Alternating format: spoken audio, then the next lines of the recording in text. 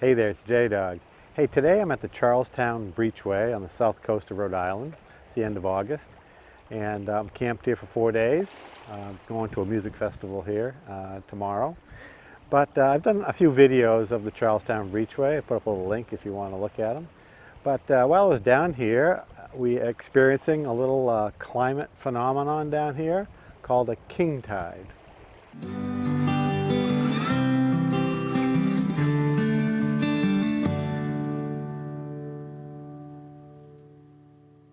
Last night, August 30th, was a full moon, and we also had a couple hurricanes offshore. Hurricane Idalia is kind of off the southern coast now, and Hurricane Franklin.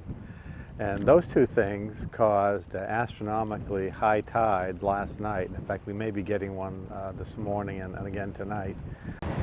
Today is August 31st, Thursday, and we're about a half hour away from high tide here. And you can see that it's coming right over the beach berm here, this water. Last night it was doing exactly this, covering the entire beach. But this is really unprecedented to see the high tides this high coming right up to the beach berm. Really incredible. A little scary too. And that's East Beach Preserve over there, and last night the water was coming over the beach berm and running back into the breachway. Last night during the high tide, this part of the parking lot was awash. Water was flowing out from the beach down the walkway and down through the parking lot. I'll show you next some of the clips that I shot last night during the high tide so you can see the waves and what it was doing on the beach, and you can see the flooding of this parking lot. There's a super high tide tonight, and this is about 7:25. You can see over there the water is crashing over the beach at East Beach, and we got about another half hour to go, and you've got a whole group of people here watching the high tide. It's really dramatic. This is the super high tide, and it's not even total high tide yet. This is really something. And you can see it's crashing over the beach here. Wow, look at these waves. Crashing right up over there. I've never seen it this high.